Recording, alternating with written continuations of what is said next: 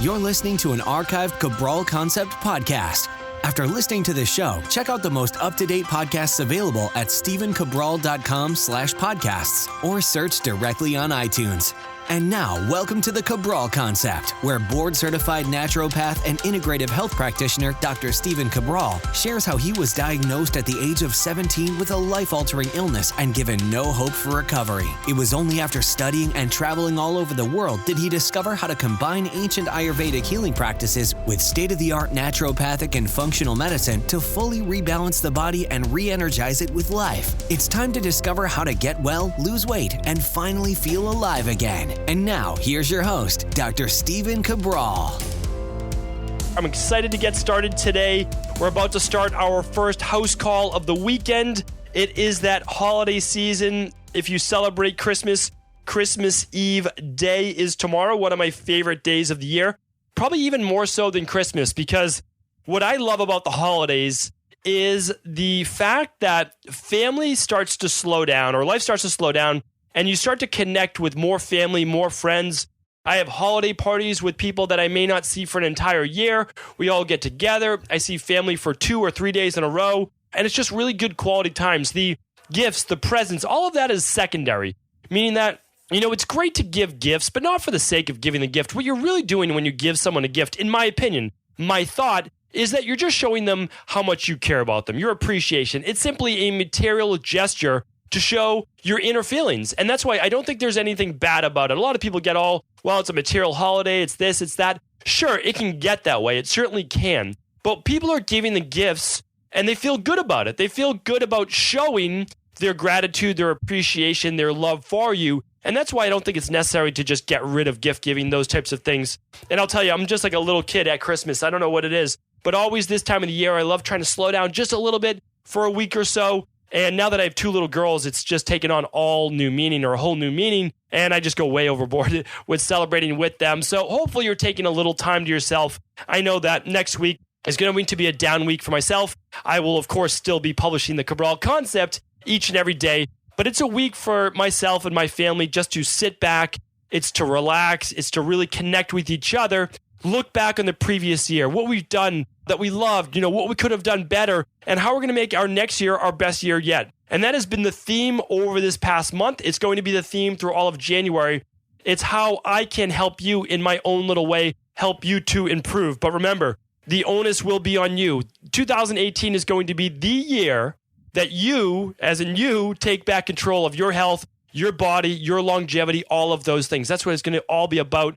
And I'm excited that we can get started today with answering some of those questions for people that is going to get them started, get them the answers that they need. So without further ado, let's get into the first question today.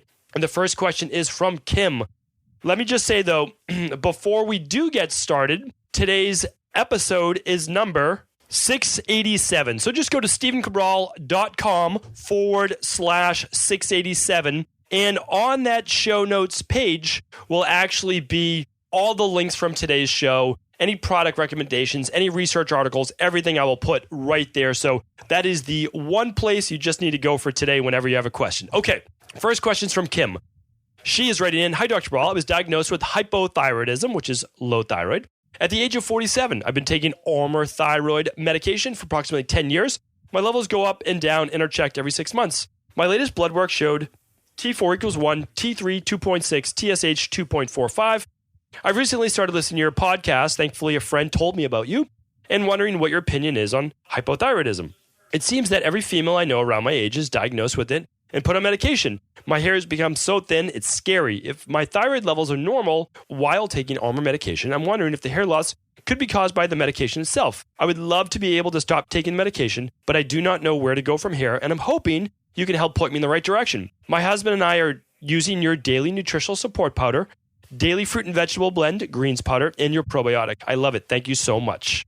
Okay, Kim, so you were on the right track. So you're taking Armour medication, which is a compounded medication of actual thyroid-based hormones. So it's a little bit more natural, to say, than the levothyroxine or some of the other ones that you may be taking. However, what I want to say is this, is that your levels are pretty good. They're not great, but they're pretty good. And so I'm satisfied with that. And I'm pretty confident that you'd be able to come off of that compounded medication as well. So I have so many episodes on thyroid. I shouldn't say I have so many episodes, but what I'd like to say is this. Just this past week, I want you to check out this episode. Go to, I believe it's 684, StephenCabral.com/684. I link up the episodes on what causes a low thyroid, all right?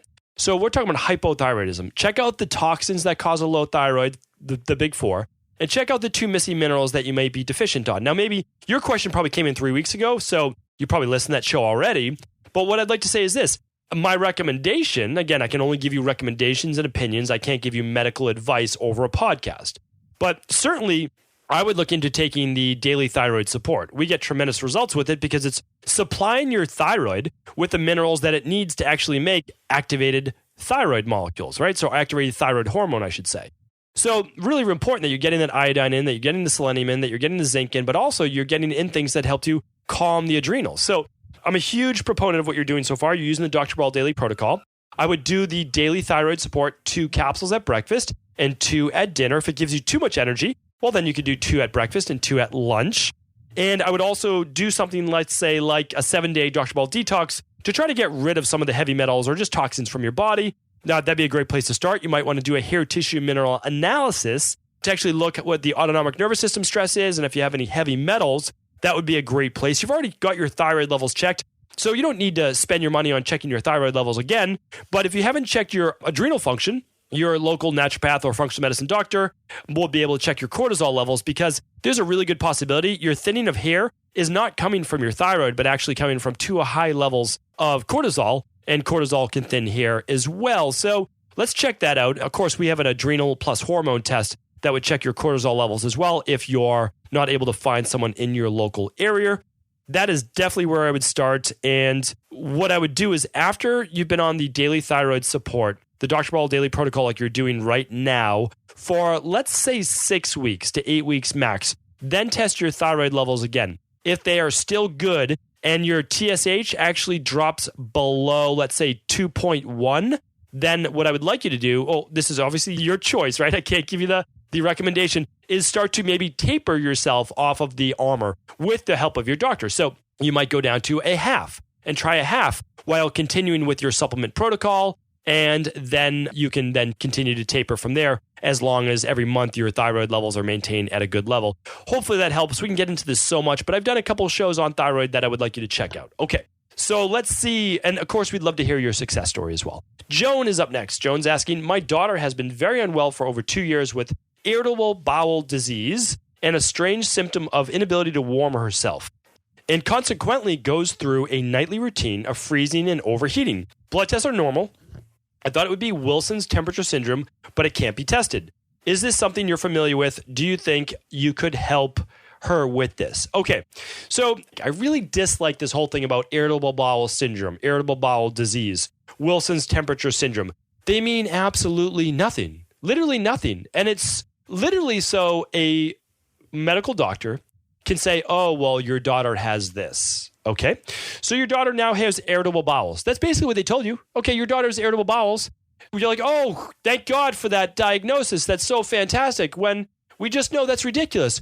So tell me something I didn't already know. You're telling me I have irritable bowels? Okay, well, did I really come to you as a specialist, a GI specialist, for you to tell me that my daughter has irritable bowels? Of course she has irritable bowels. We already know that. And now she has Wilson's temperature syndrome? Well, we already know she had dysregulated temperature. And if you can tell I'm being a little bit of facetious, that's because I am. Because I was told all of these ridiculous things when I was younger as well. And I hate to see this, because all it does is lead you in circles and say, okay, well, hey, my daughter has this syndrome, just like I had these syndromes, and it does nothing. So it's very disappointing to me that the medical community continues to do this when it services no one. It really doesn't. It makes you seem like, oh, you have this syndrome, and that's it. For the rest of your life, you're going to have this temperature syndrome or these irritable bowels, when it's not the case, okay? If you have irritable bowels or you have this temperature syndrome, we're looking at, well, you just have to ask why. That's it. Ask why. And if you come up with an answer, then ask why again. If you come up with another answer, ask why again until you can't ask why anymore, because you've gotten to the root cause. So your daughter could have irritable bowels because she's very high stressed, or she's anxious, which is causing a disruption in the motor units in her intestines, or peristaltic-based movement, okay? Or she has irritable bowels because she has candida overgrowth, or she has small intestinal bacterial overgrowth, or she has H. pylori, or she has parasites, or she has leaky gut, or she has inflammation from food sensitivities, right? So there's a way to test these things. And you can test that through an organic acids test and a stool-based test. You can find that out. Okay. Temperature-based. Well, what's going on with the temperature? Okay, dysregulated temperature, something to do with the inflammatory process, something to do with hormones, something to do with blood sugar, something to do with cortisol, dysregulating the body's temperature, something to do with thyroid. Why? Okay, well, if you're talking about this happening at night, your body is dipping in cortisol at night. Okay, well, what happens when we start to dip in cortisol? Well, hopefully our body starts to produce more melatonin. We start to go into the parasympathetic nervous system. What if there's too much of a reaction? What if it's too deep in the parasympathetic nervous system where body temperature does drop, where we go into more of that hibernation-based state? Would she then have lower body temperature? Yes. Would it then, now if your body gets too low and your body's like, whoa, we're dropping way too low in body temperature, we're getting to the 96s, that's far too low. What does your body do? Well, maybe then it rebounds, but it rebounds too strongly, and it drives the body temperature back up through a production of any of the sympathetic nervous system-based hormones. So what I'm saying is all of these things can be identified. Can it be identified over a podcast? Not necessarily. But what I just gave you is the exact roadmap on what to look for. You could do an organic acids test. You can do a hair tissue mineral analysis, and ideally a thyroid plus adrenal plus hormone test. Now, you don't have to do that with us, okay? I'm giving you exactly what I would do if you were in my practice. Now, if you do it with us, you get my recommendations, and you also get our nutrition list. You get all of those great things, and you get to talk with our amazing health coaches that I personally oversee. So here's the deal, though. You can also find, though, a functional medicine doctor or naturopath in your area that has experience in working with these so-called mystery-based illnesses or gut-based dysfunction. Because, to be honest, we have to fix the gut-based issues at the same time, if not before, we're addressing the other things. Now, in my practice, we address everything at once because why not? We just want to get you as a healthy human. We understand that all the systems of the body work together. Joan, I hope that gets you moving in the right direction. I understand what it's like now to have children and never want to see them sick and only want the best for them. So I can certainly understand what my mom was going through when I was really sick as a teenager as well. So I wish you the best. Just like I got well, I know that you can get well too, or your daughter can get well. All right. Kara is up next. Kara's asking, hi, Dr. Cabral. As always, thank you for providing the house call service. I share it with everyone. Thank you, Kara. Appreciate that. This question is for my husband. At his annual physical, his blood cholesterol went up 30 points. His LDL is now 130, HDL 73, total cholesterol is 276, homocysteine 9.6. And let's see, I'm not going to be able to read the whole question because it's a long one, but everyone can read along with this question if you go to stephencabral.com/687. So she's just talking about how they eat super clean. They didn't run his thyroid panel, even though that's what they wanted. They saute their veggies in a little bit of ghee and coconut oil, which they always thought was healthy until I mentioned it may not be the preferred method. Husband's 45. He has an MTHFR homozygous gene. It's not been tested for COMT. Let's see what else. He recommended some red yeast rice and CoQ10 with some berberine. My husband has never been one for cardio or weights, but he's going to do an hour-long yoga class 3 times a week. Some weeks only one at a time. I'm wondering if he needs to be incorporating weights and cardio. He also did your 2-week detox before this blood work. And I'm thankful the doctor is a functional medicine minded and does not recommend a statin because there's no way we would go that route. So, Dr. Ball, what do we need to do here in gratitude for your work every day? Okay. Thank you, Kara. This is very straightforward. Cholesterol is not a disease. It's a dis-ease of the body. Now, some people can be prone to high cholesterol. I'm raising my hand right now because I'm prone to high cholesterol. And not only am I prone to high LDL, which is the so-called bad cholesterol, oxidized cholesterol, I'm also prone to low good cholesterol. So, I just have to thank my genetics, thank my parents for that. They can thank their parents for that. But I come from a long line of really poor cardiovascular-based health in terms of cholesterol. But that was until I also looked at which genetic markers I do have. So that's why we run an amazing genome test, okay? These are not any of our labs. Almost all of our labs are from different labs, different companies. And the reason for that is that I have no allegiance, no loyalty, no brand loyalty to anyone. I go with whatever is best for my community, my practice, myself, my family, okay? So if there's a better lab, I always use it. We use the #1 genetic-based lab in the world. They tell you, everyone's like, oh, well, it tells you if you have the fat gene, if you have the Alzheimer's gene, if you have this gene. Okay, this lab does all of them. It doesn't do 4, it doesn't do 5, it doesn't show you just a few things. It does all of them. I mean, it's an amazing lab. I'll link it up today if you want to check it out. But I realized that I could not do a lot of saturated fats.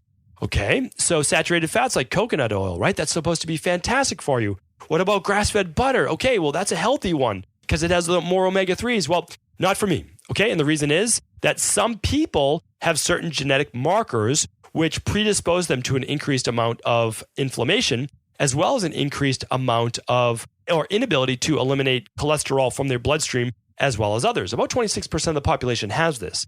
10%, or just about 10%, a little less than that, have it to such a high degree where they should have very little fat in their diet. And you can only check that through checking your ApoE-B blood type. So you can check that out with genetics. We'll link it up. But, when in doubt, okay, you don't want to run the lab test. So when in doubt, what can we do? Well, we should cut out now, at least, a lot of the high cholesterol-based foods. And now there's people out there screaming, cholesterol in foods has nothing to do with your blood cholesterol. Well, I just told you it does for about 26% of the population. So yes, for the majority of the population, let's say about 2/3 or a little bit more, it does not have as much of an effect. Okay, but what if your husband's part of that group of people? Well, let's get rid of the coconut oil. Let's get rid of a lot of the eggs. Let's get rid of a lot of the saturated fats. It's a very simple test, okay? We'll do that. We'll get in more of the plant-based proteins. We can do more of the fish rather than the meat. We can do more of the avocado and olive oil rather than the coconut oil or the butter and the eggs as well for now, and retest his blood work in 6 weeks. That's all you need to do, 6 weeks. And if you do that, and yes, there's nothing wrong with using the coenzyme Q10. We've got some great cholesterol-based products. If we ever need to share that with people, we will. All natural, of course, but your functional medicine doctor actually gave you some really good recommendations. So ubiquinol, coenzyme Q10, make sure it's the ubiquinol. Red yeast rice, of course, berberine, all of those are great recommendations. 80% plant-based diet, retest in 6 weeks while watching to not take in that much cholesterol. And if his numbers go right back down, well, you just found out what you needed to do. So that's your answer. Hopefully that helps. And again, never listen to all of the health gurus and all of the experts out there. Just remember that alcohol, processed foods, saturated fats can raise triglycerides as well as cholesterol in susceptible people. So let's get the smoothie in his diet. Let's get in the daily nutritional support, the daily fruit and vegetable blend, the good probiotic, basically the Dr. Ball daily protocol, and that will get rid of those eggs for breakfast or anything like that. All right. Next question. This is a long one as well, so I'm going to just give you the shortened version. Dear Dr. Ball, thanks for your podcast. My friend and I love to listen and then get together to talk about your advice. Thank you so much, Tina. You recently answered her question, and we were so thrilled. I'd love to get a little rundown on my symptoms. Okay, so she's 30 years old. She is a female, 5'8", 150 pounds, athletic build. Weighed the same amount for the last 10 years with varying degrees of fitness, long history of stomach aches, stomach cramping, poor diet when it was younger, a lot of processed foods, not very nutritious, little beginnings of hyperhidrosis, okay? Extreme sweating under the armpits. Could easily sweat through a couple shirts. Active. I was perpetually sleep deprived, going to bed at 11, getting up at 5. A lot of practices. End up in the hospital for fluids, vomiting. Okay, let's keep moving down. I was running. By this point, I developed quite a bit of joint pain, shoulder pain. So obviously there's a lot of inflammation. Started to go gluten-free post-college. Surgery for endometriosis, obstructive sleep apnea. All right, what else is going on? So vague joint injuries, constant fatigue, brain issues, estrogen dominance after doing a test for that. Let's see what else. My testosterone levels are good, but my estrogen levels are high. PMS-based symptoms, excessive bloating and gas. So we've got a lot going on, right? So let's see what the question is at the end. So trying to figure out the assessment. Once I started eating again, all the symptoms typically came back. Bags under my eyes. All right. My body just doesn't feel right. My energy doesn't feel right. All right.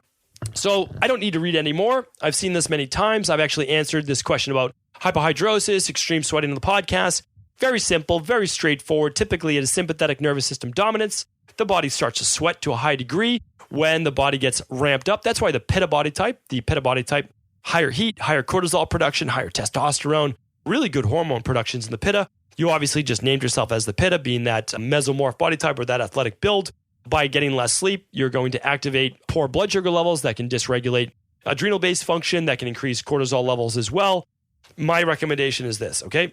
Let's test you for an organic acids test to see what's going on with the gut. Why'd you have all those stomach issues? Why can't you eat gluten? Any of these things, okay? Organic acids test, and I would do a hair tissue mineral analysis. Now, those two things are kind of my hallmark. Those are going to tell you sympathetic stress space levels, autonomic nervous system dysfunction, organic acid test, all of your vitamins, hair tissue mineral analysis, all of your minerals. If I could only pick two tests in the world, in the whole world to run, those would be my two.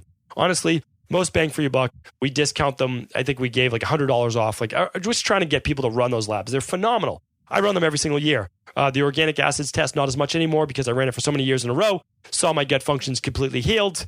Everything's good. So now I run the hormone test, which you might want to look at as well, called the adrenal plus hormone. Plus, you might want to add the thyroid onto that as well. I'll link them up today. I just want to give you the information. That's what I would look at. So you really need to look at what's going on with you at a hormonal based level. You have high estrogen, but your progesterone and testosterone look pretty good. Well, that is because you're more of that mesomorph. I wouldn't be surprised if you kept going with this, that you then start to see depleted progesterone and then eventually depleted testosterone and depleted DHEA. Let's try to cut that off at the pass. I would really look to the sympathetic nervous system dominance. I would do more relaxing-based things, Epsom salt baths, hatha yoga. Instead of this intense interval-based training, maybe more lesser cardio or bodyweight-based training. What else would I do? Look into things like meditation, going for longer walks, really calming that sympathetic nervous system, trying to get to bed a little bit earlier, using things like our deep sleep protocol if you need to get into bed and stay asleep longer. All of those things is what I'm recommending in the short term before you find out your lab test and then going from there. Okay, let's see. I've answered 1. I've answered 2. 3 questions. Is it only 3 questions? I guess I took a little too long with each of those. Let's answer 1 more for today.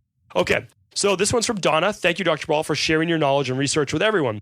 I have a brown-looking age spot, liver spot, sunspot, a bit smaller than a dime on my cheekbone, with only a few smaller ones on my face. I eat really healthy, organic meats, clean organic vegetables, Kerrygold butter, coconut oil, no peanuts but seeds, lots of greens. I'm 5'6", weigh 128. Work out, I'm 51. This year I did your 7-day detox, 90-day candida and bacterial gut cleanse, liver detox. I do ionic foot cleanses. What else can I do? I have puffy bags on my eyes and dry, hard skin at the corners of my fingernails. I take fish oil, vitamin D, magnesium. I take B-complex, probiotics, and your ascorbic acid, Great Lakes gelatin collagen, some protein, 64 ounces of water, Bragg's apple cider vinegar, essential oils, and 1 to 2 cups of organic coffee. Look forward to trying new ideas. Thank you. Okay, so you're doing so amazing, Donna. You really are. I mean, you are in it to win it, obviously. You're doing a great job. What we're looking at right now, most likely, is what's called AGEs. So advanced glycation end products. It's when sugars can bind to proteins. It can be oxidized lipids or fats underneath the skin as well. This can be from basically sun damaging these things under your skin. What can we do? Well, to get rid of them, people are having pretty good success with either just using a little bit of apple cider vinegar. A lot of people are using pure hyaluronic acid. Hyaluronic acid, you can check that out. Getting very good results with that. Natural chemical peels. I've talked about that before. Using apple cider vinegar mixed with a little French green clay or bentonite clay. You can just look up face mask by going to stephencabral.com/podcast and type it in face mask or clay mask. And those will pop up, the shows that I talked about. So what we need to do is I would love for you to run the telomere test. Okay, you've done so many great things. I would run the telomere test and I would run the organic acids test. I want to make sure that you are not spilling proteins into your bloodstream. Now, you don't have to run the organic acids test since you did the candida and bacterial overgrowth protocol, but I do hope that you're using the gut rebuilding protocol, which then seals up the gut wall after the candida protocol. So that is called the gut rebuilding protocol. It comes with your healthy gut support powder that you can just mix into your smoothie in the morning. And that's all of your functional medicine methylated vitamins. If you use the Daily Nutritional Support powder, Donna, you could probably get rid of the B-complex. You can probably get rid of some of the other things that you're using right now. And then you can use, just make sure it is a good omega-3, that it's not oxidized, because some of the fats that you're having in your diet could potentially lead to more oxidation under the skin. So let's just be careful about that. Not too high fat in the diet for that as well. But then also we need to increase your, so again, you can check out the telomere test just to see what type of oxidative damage might be happening in your body. And then I'm going to recommend also potentially upping your antioxidant load. So you can, of course, take something like vitamin C on a daily basis, which I would recommend. And or you could also make sure you're doing a smoothie with 1 cup of wild blueberries or 1 to 2 cups of organic berries, adding in a couple cups of veggies. You could use our daily fruit and vegetable blend as well. And making sure you're getting in really 7 to 10 cups of brightly colored vegetables every day. We want to work on squelching free radicals in the body. And overall, make sure you're focused on the big 5. your sleep, exercise, not too much damage, reducing stress, nutrition, and detoxification. Those are all things that will certainly help you out. And all the shows that I've done on telomeres, you can just type in, go to StephenCabral.com/podcast, type in telomere, that's TELOMERE. And if you do that, you'll actually see how to reverse aging by extending telomere length by increasing the enzyme called telomerase. And that will also help you with all of the sun damage or the things that you're talking about right now. So these things called advanced glycation end products or lipoperoxide-based damage. Hopefully this helps. Thank you everyone for tuning into our first house call of the weekend. Hope you're enjoying the show. Stay tuned tomorrow where I do part 2 of answering our community's questions. Take care. Thanks again. Did you know that the body really only becomes sick or imbalanced in only 2 ways? Over time, you become deficient in vital nutrients, and you also accumulate toxins internally and from the environment. As those nutrients diminish and you increase your total toxic load, your body then begins to show the first signs of dis-ease. It's actually quite predictable, and the good news is that if we know how you began to fill up that proverbial rain barrel, we also know how to empty it to begin the healing process. I was fortunate enough to learn this ancient healing process from my mentor after suffering from debilitating diseases for close to a decade. It was only when I began to implement these techniques did I finally overcome my illnesses and go on to live a life of energy and vitality that I now enjoy. I'd like to share with you now what I discovered after traveling all over the world and how to combine the best of ancient healing wisdom with state-of-the-art science.